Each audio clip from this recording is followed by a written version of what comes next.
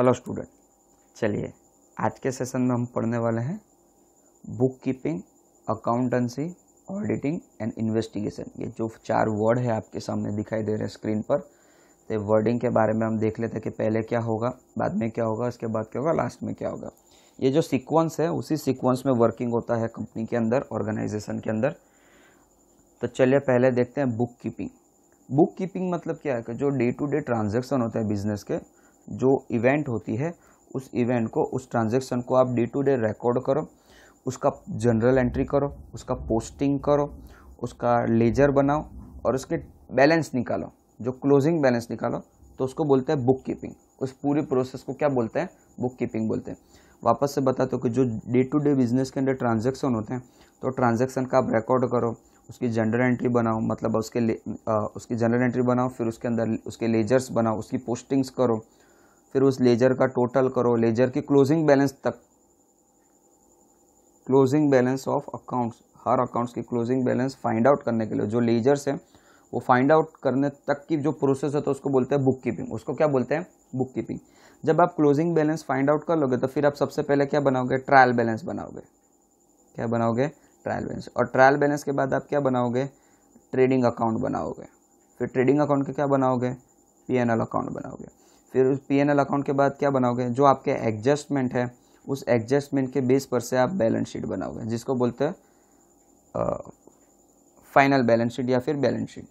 ठीक है, वापस से समझा देता हूँ। जब आपने किसी चीज़ की क्लोजिंग बैलेंस ढूंढ ली, सारे लेजर्स की क्लोजिंग बैलेंस ढूंढ ली, उसके बाद आप ट्रायल बैलेंस बनाते हो, फिर ट्रेडिंग अकाउंट बनाते हो, फिर P&L अकाउंट बनाते हो, और जो आपके एडजस्टमेंट होता है जिसको आप गुजराती में बोलते हैं हवाला, तो उसके बेसिस पर से फिर आप बैलेंस शीट बनाते हो। तो बैलेंस शीट बनाने तक की प्रोसेस को बोलते हैं अकाउंटिंग। बैलेंस शीट बनाने तक की प्रोसेस को क्या बोलते हैं? अकाउंटिंग।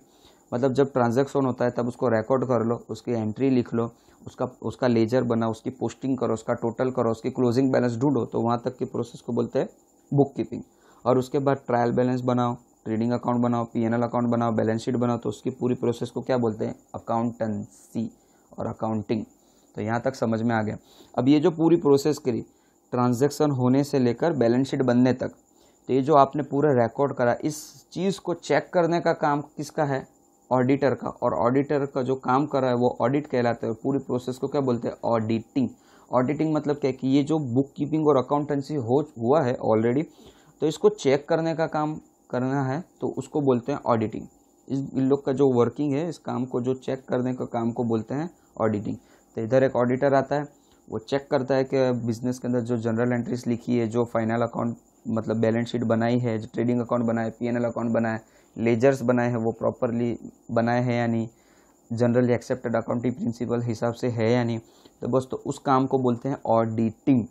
तो ऑडिटिंग क्या है? नथिंग है। Audit is quite different from the book keeping and account. वो थोड़ा सा अलग है। इसमें चेकिंग का काम है। ऑडिटिंग में क्या है? चेकिंग का काम रखता है। As per the requirement, rules and regulation of the government, उस हिसाब से और जनरली एक्सेप्टेड अकाउंटिंग प्रिंसिपल के हिसाब से रिकॉर्ड मेंटेन किए गए हैं नहीं, उस मेंटेन का चेक करने का काम, वेरिफिकेशन का काम, ऐसा बोल सकते हो आप। वेरिफिकेशन के काम को क्या बोलते हैं? ऑडिटिंग। और फोर्थ वन आता है इन्वेस्टिगेशन। पहले बुक कीपिंग आएगा, बाद में अकाउंटेंसी आएगा, थर्ड वन ऑडिटिंग आएगा, और ऑडिटिंग करने के बाद इन्वेस्टिगेशन आएगा। अगर ऑडिट भी आपने काम करवा लिया, ऑडिट करवा लिया आपने अकाउंट का, फिर भी आपको ऐसा लग रहा है कि नहीं इसमें कुछ जोल जाल है या कुछ भी आपको ऐसा माल प्रैक्टिस लग रहा है, तो आप उसका इन्वेस्टिगेशन करा सकते हो। तो इन्वेस्टिगेशन तभी स्टार्ट होगा जब ऑलरेडी ऑडिटिंग का वर्क खत्म हो गया होगा। तो इन्वेस्टिगेशन के अंदर क्या है कि इन्वेस्टिगेशन में भी यही चीज़ है जो ऑडिट में हम अकाउंट्स को चेक करते हैं। वापस से इसमें किस में चेक करते हैं? अकाउंट में। या तो वापस से सारे अकाउंट्स चेक करवाते हैं, कोई स्पेशल पर्पज़, ये भी आपको आने वाले चैप्टर्स में पढ़ाया जाएगा कि इन्वेस्टिगेशन क्या है करके। तो इन्वेस्टिगेशन के अंदर स्पेशल इन्वेस्टिगेशन, जैसे फॉर एग्जांपल आपको कोई एक कंपनी का मान लीजिए कि प्रोडक्शन डिपार्टमेंट है, आपको उस डिपार्टमेंट के अंदर कुछ माल प्रैक्टिस लग रही है, कुछ झोलझाल लग रहा है इस प्रोडक्शन डिपार्टमेंट, आज स्पेशल उसका एक्स्ट्रा करवाते ऑडिट। पहले तो पूरी ऑर्गेनाइजेशन का कराते हो तो उसमें तो ये आ ही गया, मगर आप स्पेशली इस प्रोडक्शन डिपार्टमेंट के अंदर ऑडिट करवाते हो तो उसको आप बोलते हैं इन्वेस्टिगेशन।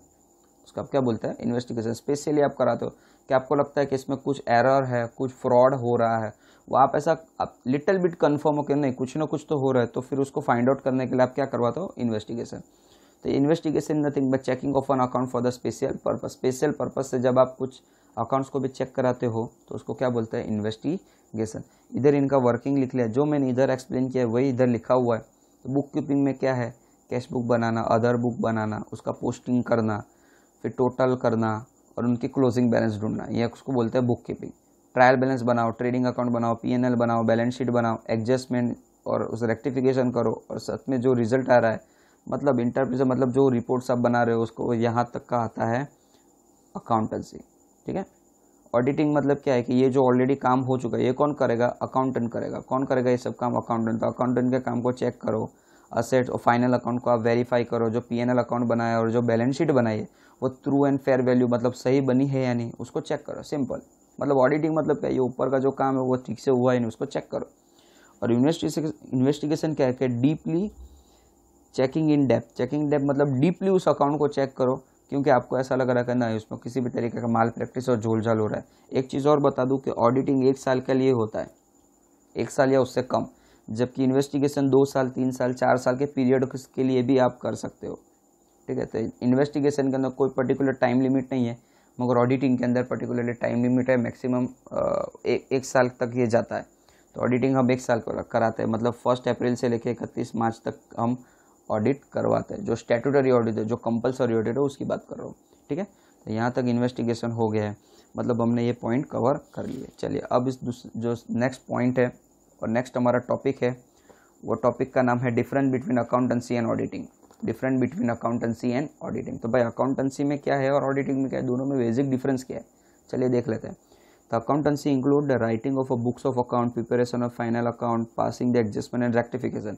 पॉइंट ऐसा कर रहा है कि बिजनेस की जर्नल एंट्री लिखने से लेकर बैलेंस शीट बनाने तक की पूरी प्रोसेस किस में आ जाती है, अकाउंटेंसी में आ जाती है। पूरी प्रोसेस किस में आ जाती है, अकाउंटेंसी में, जिसमें आप ट्रेडिंग अकाउंट बनाते हो, पीएनएल अकाउंट बनाते हो, एडजस्टमेंट का इस्तेमाल करके आप बैलेंस शीट बनाते हो और उसका रेक्टिफिकेशन करते हो। ये वाला जो लिखा गया है, ये 4 पॉइंट लिखे गए हैं, वो इधर ही आप नोट डाउन किए गए। तो ये पूरी प्रोसेस इसमें इंक्लूड कर ली गई, इसको बोलते हैं अकाउंटेंसी। जबकि ऑडिटिंग क्या है, ऑडिटिंग कुछ नहीं है, ये जो ऑलरेडी काम हो चुका है, जो अकाउंटेंसी का काम हो चुका है वो ठीक से हुआ है नहीं, उसका चेकिंग करना, उसका क्या करना, चेक करना, वेरिफिकेशन करना। तो ऑडिटिंग मतलब checking the correctness of the such from account. Accounts को चेक करने का काम ऑडिटिंग का है। ठीक है। तो पहले ये होगा, बाद में ये होगा, पॉइंट ऐसा कह रहे हैं। दूसरा, इसके ऑब्जेक्टिव क्या है, अकाउंटेंसी के ऑब्जेक्टिव क्या है कि जो सब सारे ट्रांजेक्शन्स हैं बिजनेस के, और जो आप फाइनल अकाउंट बना रहे हो, जो आपको ट्रू एंड फेयर वैल्यू बताए। जो आपको क्या बताए, ट्रू एंड फेयर वैल्यू, मतलब बिजनेस के जो अफेयर्स, बिजनेस के जो ट्रांजेक्शन्स हैं, जो बिजनेस अफेयर्स हैं, वो आपको ट्रू एंड फेयर वैल्यू बताए, वो आपको सही, आपको पिक्चर्स प्रोवाइड करे। मतलब प्रॉफिट हो रहा है, लॉस हो रहा है, जो रिजल्ट है प्रॉफिट और लॉस, वो आपको सही से बताए। जबकि ऑडिटिंग का मेन ऑब्जेक्टिव क्या है, ऑडिटिंग का मेन ऑब्जेक्टिव ये है कि ये जो अकाउंट्स लिखे गए हैं, ये जो अकाउंट्स लिखे गए हैं वो as per the government rules, gap, मतलब जो कुछ रूल्स एंड रेगुलेशंस है उसका हिसाब से लिखे हैं या नहीं, ये चेक करने का काम ऑडिटिंग का है। मतलब ये वाला बंदा यहाँ अकाउंटेंसी का काम ठीक से हो रहा है नहीं, ये कौन चेक करेगा, ऑडिटिंग। तो ये क्या करेगा, ये अपना काम ठीक से कर रहा है या नहीं, उसको चेक करने का काम किसका है, ऑडिटिंग। तो ऑडिटिंग का ऑब्जेक्टिव क्या हो गया, ऑडिटिंग का ऑब्जेक्टिव हो गया कि इसमें किसी भी तरीके का फ्रॉड एंड एरर नहीं होनी चाहिए, तभी वो ठीक से लिखा होगा ना। अगर ठीक से लिखा होगा तो फ्रॉड एंड एरर होगा ही नहीं, अगर ठीक से नहीं लिखा होगा तो उसमें फ्रॉड है, एरर है, माल प्रैक्टिस के चांसेस हो सकते हैं। अगर वो है तो उसको फाइंड आउट करो, उसको क्या करो, फाइंड आउट करो। ठीक है। चलिए थर्ड पॉइंट, जो बंदा अकाउंटेंसी का काम करता है उसको बोलते हैं अकाउंटेंट। जो बंदा अकाउंटेंसी का काम करता है उसको क्या बोलते हैं, अकाउंटेंट। तो जो बंदा ऑडिटिंग का काम करेगा उसको बोलेंगे ऑडिटर, सिंपल। अच्छा आगे चलिए, अकाउंटेंसी के काम के लिए आपको जरूरी नहीं है कि चार्टर्ड अकाउंटेंट ही चाहिए आपको, मतलब ऐसा जरूरी है कि अकाउंटेंसी आपको अकाउंट लिखने के लिए कंपलसरी चार्टर्ड अकाउंटेंट चाहिए, मगर ऑडिटिंग का काम करने के लिए आपको कंपलसरी चार्टर्ड अकाउंट चाहिए। बात आपको समझ में आ रही है। तो पॉइंट ऐसा कहना चाह रहा हूँ कि जो बंदा अकाउंटेंसी का काम करता है तो जरूरी नहीं है कि चार्टर्ड अकाउंटेंट ही हो, ना हो तो भी चलेगा, होगा तो भी ठीक, नहीं होगा तो भी ठीक। मगर ऑडिटिंग का जब आपको काम करवाना है तो कंपलसरी वो बंदा क्या होना चाहिए, चार्टर्ड अकाउंटेंट ही होना चाहिए।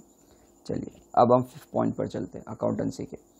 Accounts are prepare in account accordance with the well establish and normally accepted accounting principle. ये गैप की बात कर रहा है, जनरली एक्सेप्टेड अकाउंटिंग प्रिंसिपल, जिसको लिखा है normally accepted accounting principal, which can not be deviated from, and of course the system of the writing the books of the account may be different in different types of business। मतलब point आपको कह रहा है कि ये जो accounts इसमें लिखे जाएंगे, जो अकाउंटेंसी के अंदर अकाउंट लिखे जाएंगे, तो जो जनरली एक्सेप्टेड अकाउंटिंग प्रिंसिपल है उस हिसाब से लिखे जाएंगे, गैप के हिसाब से लिखा जाएगा, गैप के हिसाब से लिखा जाएगा। जबकि ऑडिटिंग के अंदर किस तरीके से लिखा जाएगा या ऑडिटिंग का वर्क किस तरीके से किया जाएगा, तो prescribe norms and standards, prescribe norms and standard जो ICAI ने प्रोड्यूस किया है। ICAI मतलब क्या, institute of chartered account of India. ये जो इंस्टीट्यूट जो नॉर्म्स और स्टैंडर्ड्स जो प्रोवाइड करती है किसके रिगार्डिंग, ऑडिटिंग के रिगार्डिंग, उस हिसाब से ऑडिटिंग का वर्क होगा, उस हिसाब से ऑडिटिंग का वर्क होगा। तो पॉइंट आपको समझ में आ रहा है, पॉइंट आपको समझ में आ रहा है एवरीवन। इधर गैप के हिसाब से होगा, इधर ICAI के हिसाब से होगा, ठीक है।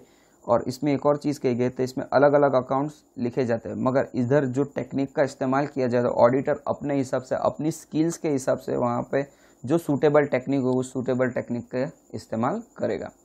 चलिए 6 पॉइंट। इधर अकाउंटेंट जो है, जो अकाउंटेंसी के अंदर अकाउंटेंट रिपोर्ट नहीं बनाता एवरी टाइम। जब मैनेजमेंट उसको बोलता है, जब जरूरी होता है, जब उसके पास से मांगा जाता है, तभी वो रिपोर्ट प्रोड्यूस करता है, तभी वो रिपोर्ट बनाता है। जबकि ऑडिटर क्या करता है, ऑडिटिंग वर्क के अंदर वो टाइम टू टाइम रिपोर्ट बनाता है, और रिपोर्ट किसको सबमिट करता है, ओनर को, जो बिजनेस का मालिक है उसको सबमिट करता है। मतलब इधर रिपोर्ट का रूटीन नहीं है, मगर इधर रिपोर्ट का रूटीन है। इधर जब मांगा जाता है रिपोर्ट तभी उसको वो देता है, इधर वो हमेशा time to time report submit करता रहता है। किसको, टॉप मैनेजमेंट को, ठीक है, या ओनर को। चलिए 7 point. Accountancy is the first step, auditing is the next step. Accountancy पहले होगा, ऑडिटिंग बाद में होगा। सिंपल है।